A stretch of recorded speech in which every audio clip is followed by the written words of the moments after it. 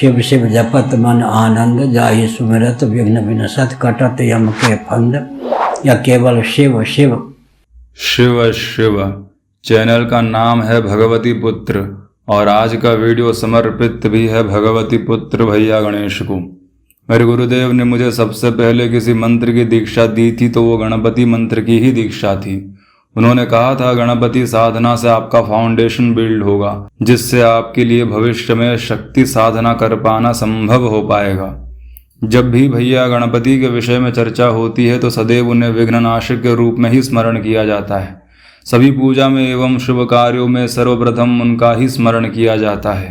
विद्यारंभे विवाहे च प्रवेशे निर्गमे तथा संग्रामे संकटे चैव विघ्नस्तस्य न जायते। तो ये बात तो है, जब फाउंडेशन ही स्थिर और सशक्त नहीं होगा तब तो विघ्न ही विघ्न होना है। गणपति आपके लिए वो फाउंडेशन बनाते हैं, वो आपके जीवन के सभी क्षेत्र के मूल आधार हैं। उनका प्रथम पूज्य होना, उनका विघ्न नाशक होना, इन सब के पीछे एक रहस्य छुपा हुआ है जिसके विषय में अधिक लोग नहीं जानते। भगवान गणेश पे कुछ और चर्चा करें उससे पहले हम मूलाधार चक्र की ओर चलते हैं। हमारे शरीर में षड चक्र हैं, 6 प्रधान चक्र हैं, जिनमें से जो सबसे बेस लेवल पे है वो है मूलाधार चक्र। नाम ही है मूल आधार, जिसमें सर्परूपी कुंडलिनी सोई हुई है। षट चक्र की साधना में सबसे पहले इसी चक्र को साधा जाता है। मूलाधार चक्र के कुछ विशेष लक्षण हैं। शास्त्रों में इसे एक रक्तवर्ण अर्थात लाल रंग के चतुर्दल कमल के रूप में बताया गया है। ध्यान दीजिएगा, रंग लाल है और इस आधार पद्म में 4 दल हैं। इंग्लिश में कहे तो ए रेड लोटस विथ 4 पेटल्स। और सभी चक्रों से एक पशु जुड़ा हुआ है, जिसमें मूलाधार को रिप्रेजेंट करने वाला पशु है हाथी। रंग लाल है, चतुर्दल कमल है और हाथी इसका पशु है। अब भगवान गणपति की ओर आइए, इनके स्वरूप को जरा ध्यान से देखिए।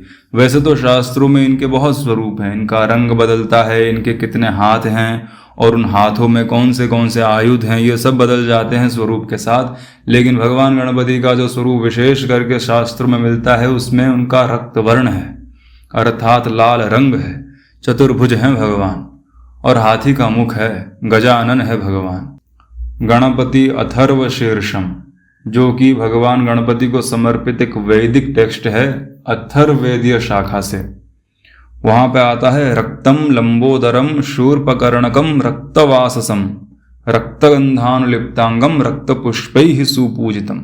यहाँ भगवान गणपति के स्वरूप के विषय में कहा जा रहा है वो लाल रंग के हैं, उनका वस्त्र भी लाल है।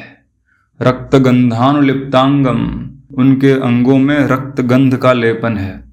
अब गंध अर्थात हम जब पूजा करते हैं तो चंदन ही चढ़ाते हैं, गंध स्वरूप। तो यहाँ पे रक्त गंध अर्थात रक्त चंदन की बात की जा रही है।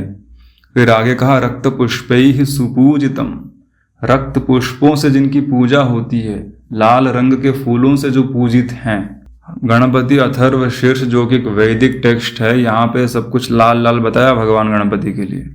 और अगर शिव पुराण में देखें, वहाँ पे कैलाश संहिता में गणपति का ध्यान बताया गया है, उसमें भी आता है रक्तवर्णम महाकायम सर्वाभरण भूषितम। रक्तवर्णम, लाल वर्ण के हैं भगवान गणपति। अभी मैं आपको स्कंद पुराण से कुछ दिखाता हूँ, जिसमें जैसी बात गणपति अथर्व शीर्षम में की गई थी वैसा ही कुछ कहा गया है। यहाँ पे कहा गया है रक्तांबरधरो भूत्वा रक्तपुष्पैर्विनायकम रक्तचंदन तोयेन मंत्रैः स्नपन पूर्वकम चंदनेनापि रक्तेन तम विलेप्य प्रपूजयेत्। यहाँ कहा जा रहा है भगवान गणपति की चतुर्थी के दिन जब पूजा करे तो कैसे करे। स्वयं जो पूजा करने वाला है वो रक्त वस्त्र को धारण करे, पूजा करने वाला लाल वस्त्र धारण करे, रक्त पुष्पों से विनायक की पूजा करे, लाल पुष्पों से। फिर कहा है कि जल में रक्त चंदन मिश्रित करें और उस जल से मंत्र उच्चारण पूर्वक भगवान गणपति को स्नान करावें। और फिर आगे कहा कि रक्त चंदन से उनका अनुलेपन करे।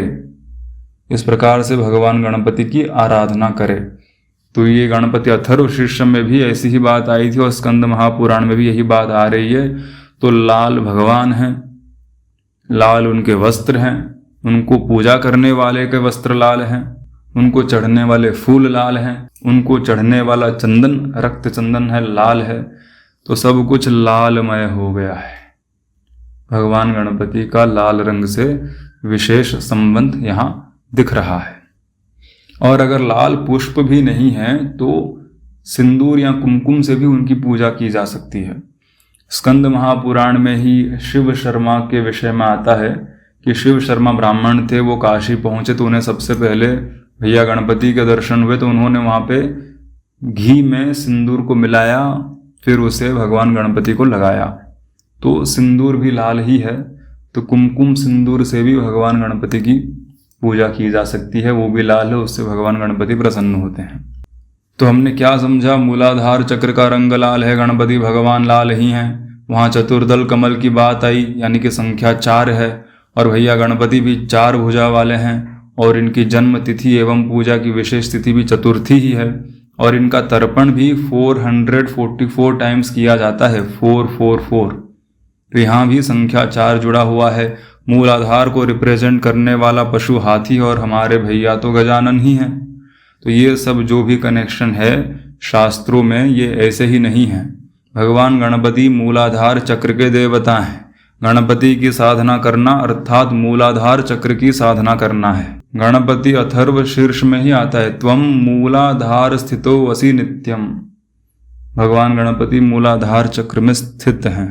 इस चक्र को पहले साधा जाता है, इसलिए गुरुदेव भगवान ने मुझे पहले भगवान गणपति की ही साधना और दीक्षा प्रदान की। जब तक मूलाधार चक्र सक्रिय या जागृत नहीं हो जाता, तब तक सबसे अधिक अगर कोई भाव जीव में रहता है तो वो है भय का भाव। वो स्वयं को हर क्षेत्र में असुरक्षित अनुभव करता है, आत्मविश्वास की कमी रहती है, सेल्फ डाउट रहता है कि मेरे से ये हो पाएगा या नहीं, साधना कर रहा हूँ फलीभूत होगा या नहीं, और संशय आया मतलब साधना खत्म। गीता में भगवान कृष्ण का वचन है, संशय आत्मा विनश्यति। तो सेल्फ डाउट, इनसिक्योरिटी और फियर ये प्रधान लक्षण होते हैं उन जीवों के जिनका मूलाधार सोया हुआ है। और भगवान गणपति की साधना से यही सब विकारों का नाश हो जाता है। भय नाश, संशय नाश, इनसिक्योर भाव का नाश, और आधे से ज़्यादा विघ्न तो इन सभी आंतरिक विकारों से ही उत्पन्न होते हैं। यह सब नाश होते ही मनुष्य को मानसिक एकाग्रता प्राप्त होती है, और साधना प्रभाव से शरीर भी स्थिर होने लगता है। इसी कारण से फाउंडेशन बिल्ड हो जाता है कुछ बड़ा करने के लिए, चाहे साधना के क्षेत्र में हो या जीवन के किसी भी क्षेत्र में हो, फिर उसे कोई भी विघ्न बाधा नहीं पहुंचा पाते। तो ये प्रभाव है भैया गणपति का। उनके किसी मंत्र या स्तोत्र का साधना करते समय अपने मूलाधार चक्र में लाल गणपति या एक 4 पेटल्ड रेड लोटस या केवल एक लाल रंग के ज्योति लाइट का ध्यान करें। इसके परिणाम स्वरूप आपका मूलाधार चक्र सक्रिय होने लगेगा, आपको स्थिरता प्राप्त होगी, आपका मन एकाग्र होगा, आप भयमुक्त हो जाएंगे, सभी संशय समाप्त हो जाएंगे और एक दिव्य जीवन का अनुभव करेंगे आप। पद्म पुराण से मैं आपको 2 छोटे छोटे 2 और 3 श्लोक वाले गणपति स्तोत्र को बताता हूँ, जिससे आप गणपति साधना कर सकते हैं। और छोटे हैं तो एक बार पढ़ के नहीं रुकना है। इनमें से किसी भी एक स्तोत्र को आप 108 बार पाठ कीजिए, 25 मिनट ही लगेंगे। छोटे हैं इसलिए याद कर लीजिएगा, ताकि आप आंख बंद करके अपना ध्यान मूलाधार चक्र की ओर लेकर जैसा पहले बताया गया है वैसा ध्यान कर सकें। मंत्रों के विषय में तो मेरा यहाँ कहना उचित नहीं होगा, वो आप अपने गुरुदेव जी से ही प्राप्त कीजिएगा, लेकिन आप ये स्तोत्र साधना अवश्य कर सकते हैं। तो पहला स्तोत्र है, गणाधिप नमस्तुभ्यं सर्व विघ्न प्रशांतिद उमानंद प्रद प्राज्ञ त्राहि मां भवसागरात् हरानंद कर ध्यान ज्ञान विज्ञान द प्रभो विघ्नराज नमस्तुभ्यं प्रसन्नो भव सर्वदा। हे सभी विघ्नों को शांत करने वाले गणेश जी, आपको नमस्कार है। हे पार्वती जी को आनंद प्रदान करने वाले प्राज्ञ संसार सागर से आप मेरी रक्षा करें। हे शंकर जी को आनंदित करने वाले ज्ञान विज्ञान को प्रदान करने वाले प्रभो, हे विघ्नराज आपको नमस्कार है, आप सदा प्रसन्न रहें। ये पहले स्तोत्र का भाव है। और दूसरा स्तोत्र तो गणपति के 12 नाम है, 12 नाम स्तोत्र है भैया गणपति का। स्तोत्र है गणपतिर्विघ्नराजो लंबतुंडो गजाननः द्वैमतूरश्च हेरम्ब एकदन्तो गणाधिपः विनायकश्चारुकर्णः पशुपालो भवात्मजः द्वादशैतानि नामानि प्रातरुत्थाय य पठित विश्वं तस्य भवेद्वश्यं न च विघ्नं भवेत् क्वचित्। इसमें जो 12 नाम आ रहे हैं वो गणपति से लेकर भवात्मजः तक हैं। अगर आपको 108 बार इस स्तोत्र का पाठ करना तो गणपति से आरंभ करके भवात्मजः तक ही इसका पाठ करें। इसी को बार बार रिपीट करें, फिर अंत में जब आखिरी पाठ करें तो इसका फलश्रुति पढ़ लीजिएगा। द्वादशैतानि नामानि प्रातरुत्थाय वगैरह पढ़ लीजिएगा आप।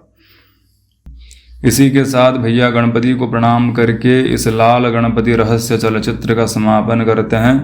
शिव शिव।